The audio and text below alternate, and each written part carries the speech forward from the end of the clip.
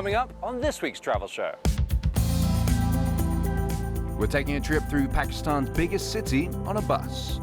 It just might be a bit crazy along the way. We're looking for dolphins in India from a paddleboard. Wow. Did you see that one? That was right behind my head. And we're crossing the Great Canadian Prairie on a train.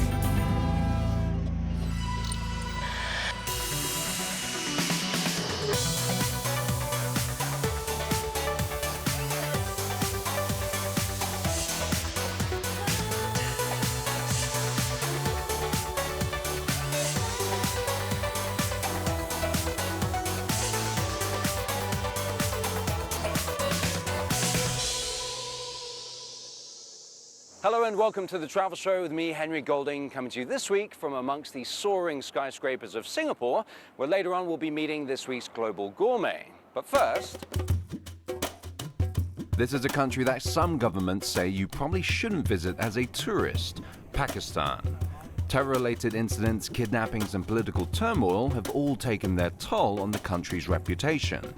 And as the country prepares to celebrate its 70th anniversary of independence, the Travel Show's Benjamin Zan packed his backpack and headed for Karachi. Pakistan's in the news almost constantly, but coverage of this area is pretty one-dimensional. If it's not focusing on the Taliban, it's about the country's differences with India or cricket. But there's a lot more to it than that. The country is home to over 190 million people, and 63% are under 25. Many of these are fun-loving, forward-thinking individuals who are changing the world. So, I'm on my way to meet some.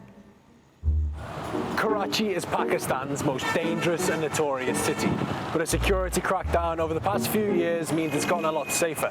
And for a traveller like myself, that means an experience like few others. It just might be a bit crazy along the way.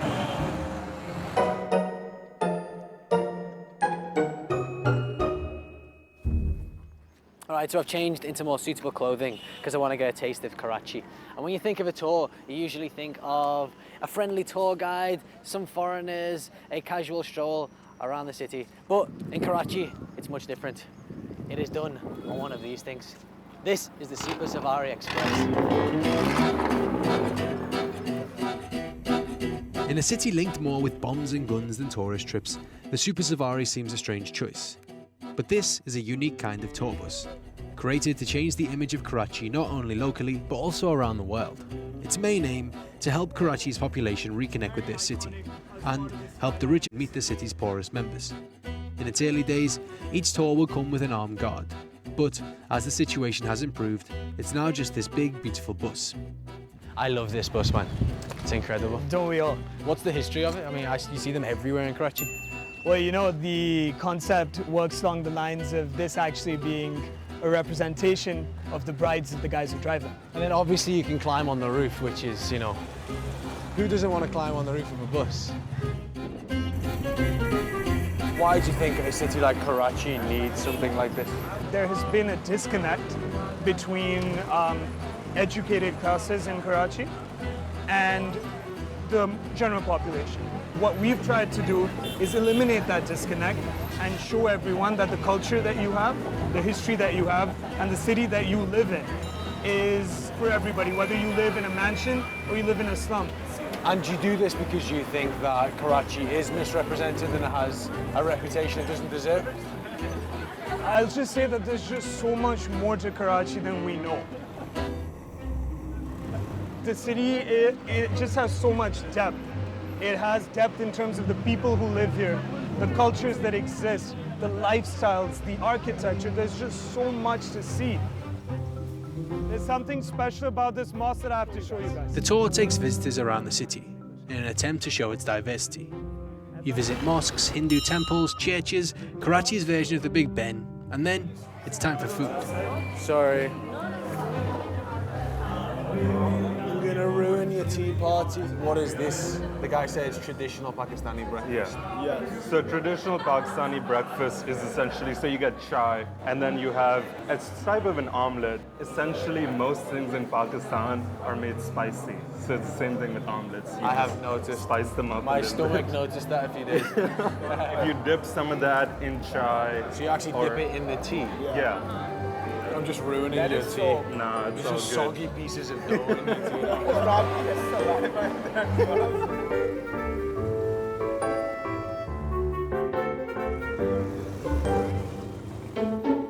Our next stop. So this is Liari, widely regarded as the most dangerous area of Karachi. Liari has a pretty bad reputation. Linked with gangs and violence, it's known as the worst part of Karachi. But I was here to see what it was really like, and to play football. This is hard.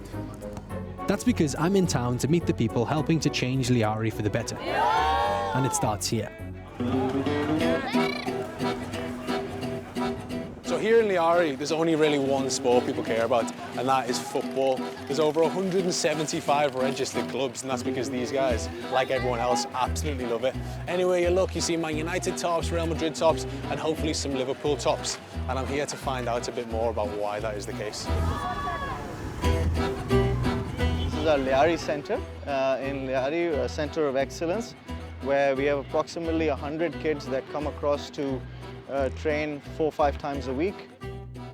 We give them free football coaching. We give them life skills sessions on top of it. All right, so I've been asked to have a game with these kids who look pretty good. Because I'm wearing a Liverpool top, everybody here thinks I play for Liverpool. So a huge crowd has gathered. So yeah, look forward to me embarrassing myself in front of everybody. Here we go. After eyeing up the opposition, we began. Sand and heat it's not a good combination. Soon though, we were losing by 2 goals. Liverpool 1, Karachi United 3. Me and my new friend Michelle realised it was our moment. And after generously being awarded a free kick, I curled it into the corner. Then, 2 penalties later, we had won the game. After celebrating with my team, adequately named Benjamin's Liverpool Warriors, I spoke to Michelle about football here. She runs the local women's team and is trying to get more women involved in football. And, amazingly enough, it turned out I had just witnessed her first ever game on this pitch. You were a little bit nervous about playing because you're like the only girl here. Is this the first time you've played here? It's the first time I've played here without any other girls. And if you were to look around, and there's a game going on there, there's an academy here. I think I'm the only female in this stadium right now. Sometimes we go into an area where the culture is just extremely male dominant and they don't want females to play. Despite the resistance from some people here, Michelle says things are getting better for female footballers. They've just set up a new women's team. I'm really happy to say that we actually have a girls' center here. So from my point of view, it's brand new for them, but the interest, they're eager to play, they're keen to play, which is something very difficult in Pakistan, to get girls to get excited about sports. There are 100 boys who come to the academy here. There's maybe 35 girls who come, so that's about the ratio. But to me, that's fantastic because 2 years ago there was 0. Up until about a week ago, I had no idea that anybody even played football in Pakistan. Never mind, there was like this enclave where it was huge. Put it this way, cricket is a dominant sport, but cricket is also, it comes from a colonial past. And football is picked up in areas that have been otherwise neglected. These guys often have to come up with their own recreation, solving their own problems. And football is kind of, it's inherent to the game, solving your own problem.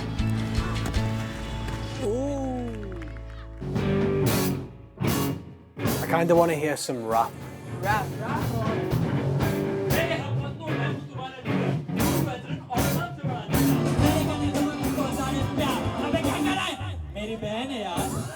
So this really could not be more different from the image most people get when they think of Pakistan.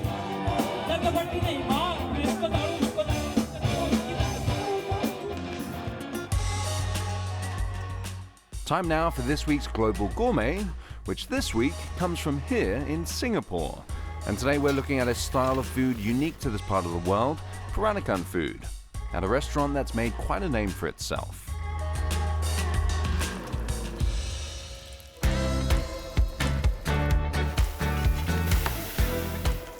What we do here is Peranakan cuisine with a slight modern approach. If you see Peranakan food, you kind of have the Malay kind of flavors and curries, but at the same time you also have Chinese dishes, then you also have pork. So that's kind of what is really unique about it. We're going to do a slow braised pork ribs with guacamole kind of a curry. This is the dish that everyone recognizes the Peranakan cuisine by. And we always say, you know, if you can cook this dish well, it means that you can cook every other dish well. The base of most Peranakan dishes are really what we call the spice base or rempas, and typically they consist of these few ingredients like shallots, garlic, candle nuts, shrimp paste, galangao, turmeric and lemongrass. Shrimp paste smells to some people bad, like socks that you never wash for a week. To us, delicious. We're going to, you know, caramelize it with some oil until it dries up and it has this really nice depth of flavor. There's something really rich and just add something really special to the sauce. Our kind of food, you really have to take time and be patient. If you rush it, the food will not taste good. So right now you start to smell, you know, the garlic, the lemongrass, the chili, and the turmeric. Really, really fragrant at this point. This is the smell that, you know, I grew up with, and that's really, really the thing that always reminds me of when I was young. So this is the base that we use to braise chicken or pork inside. So the meat, after braising for 3 hours, is absorb all the spice flavors that we have put in, and also, you know, it's nice and tender and moist in the center. Slow cooked pork ribs on the bone, and in a black nut kind of curry sauce, and a nice black nut intense sambal on the top. I would say it's probably the last dish that I will want to have before I, you know, bye-bye. Yeah, that's how much it means to me.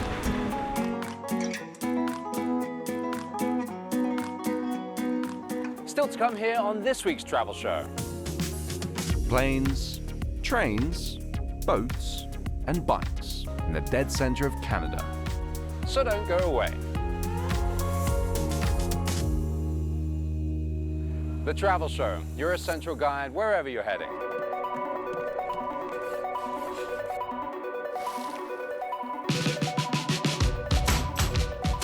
My name's Spike Reed. I'm an international mountain leader, and in October last year, with some teammates, set off from the glacial source of the River Ganges and paddleboarded all the way down the river to the Indian Ocean.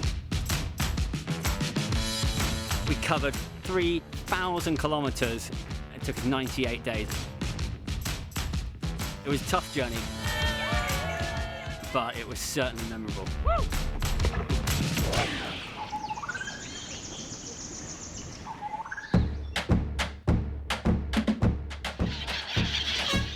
The expedition really begun in earnest when we launched onto the river at Devprayag, which is where the two rivers come together and form the Ganges proper.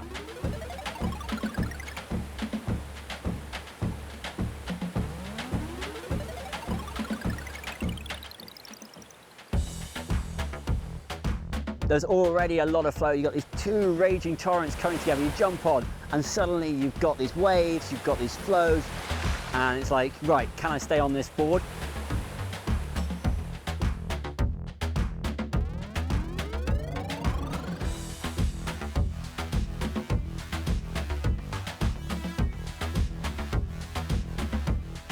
This is the mighty paddleboard. It's 30 inches wide, which means that it's relatively stable, haven't really fallen in off it, and it's got such a great glide through the water. One of the biggest highlights on the whole trip was seeing the Gangetic river dolphin. They're one of the most endangered aquatic mammals in the whole world. Wow! Sorry, you're not seeing any of these, but there definitely are dolphins there. Did you see that one? That was right behind my there. Trying to film these was really hard work. They'd never jump where you predict.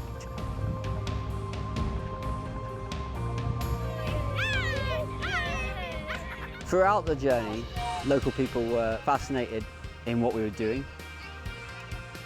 We were working with a charity that's doing a huge amount of work out in India in terms of improving sanitation.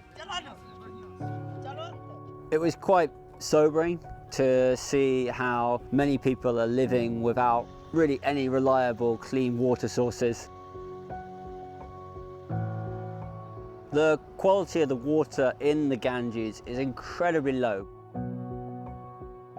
Of a plastic cup. One of dozens upon dozens I've seen just today. We were paddling sometimes for 7-8 hours a day, and northern India in November, December can be tough. Some mornings the fog was so thick, it's like pea soup. Those last 2.5 days were tough. One day I paddled 78 kilometers and was on the paddleboard for about 13 hours.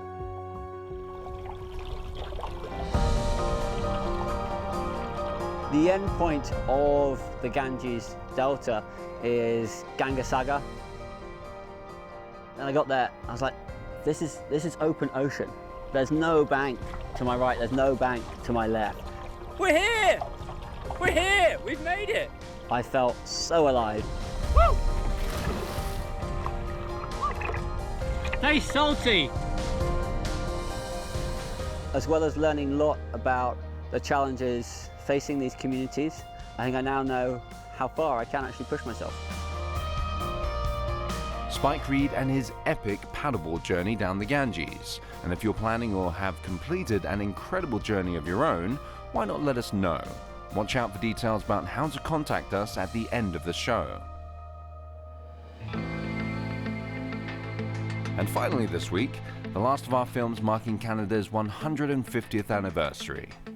This week we're in Manitoba, visiting communities that rely on a fragile rail link to the rest of the country. But that line's been closed by damage from storms. Its owners say they can't afford to repair it, and the communities may have to take over the rail link themselves.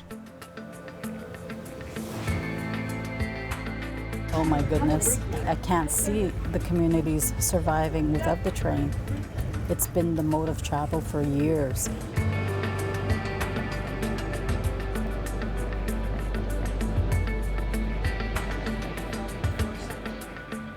Because it's an isolated community, so you only got the train or a plane, but usually everyone uses the train. They rely on it, right? Because how are you going to get the food?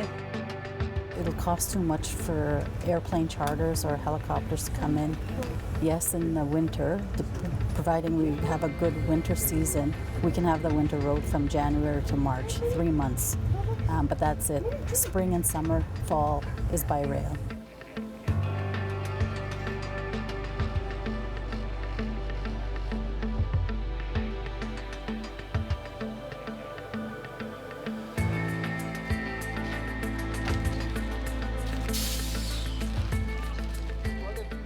Our elders, they all worked on the rail, and I was born up north by the railroad tracks.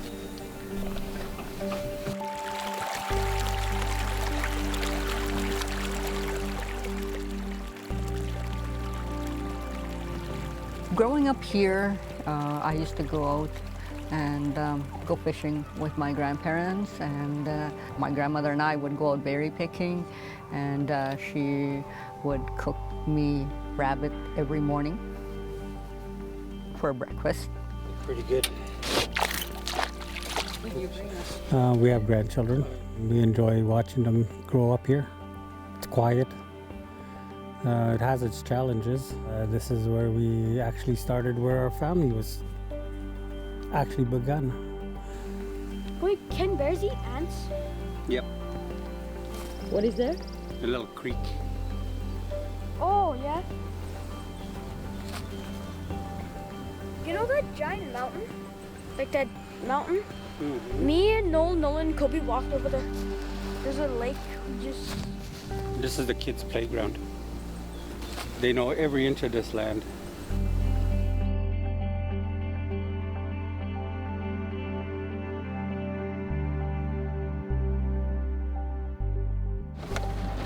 All this used to be a lake at one time. We're surrounded by muskeg. We can't build a road there because sometimes it's, well, we would say bottomless, but it doesn't make it feasible for us to put a road in there and put in, say, half a mile of dirt in the ground.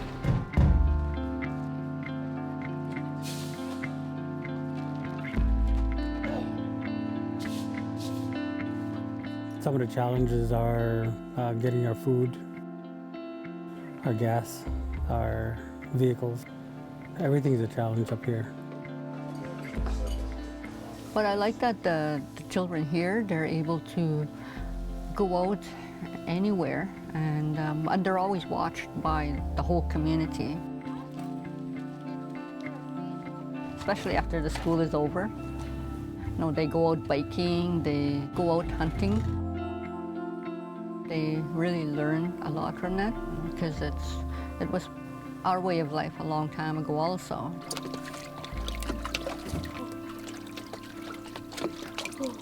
Owning a railroad, wow. I know that our leadership has been pushing and have been staunch believers in the rail. It's been here for years. I believe it'll be here for a lot more years. I'm hoping that we'll get partners that will want to help getting needs and necessities into communities.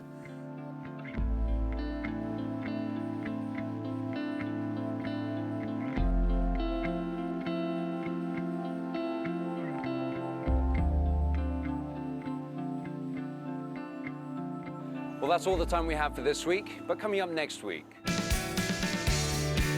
I only know the Justin Bieber. You're a believer? Yep, I'm a believer. Ben's getting in tune at a festival in Pakistan. Touch me like you do. What you waiting for? What are you waiting for? That was brilliant. So I'm about to step in the ring with Momo, who's top contender. I'm in Thailand learning the art of kicking. Join us for that if you can, but in the meantime, you can follow us on the road by joining our social media feeds. All of the details are on your screens now. But for me, Henry Golding, and the rest of the Travel Show team here in Singapore, it's goodbye.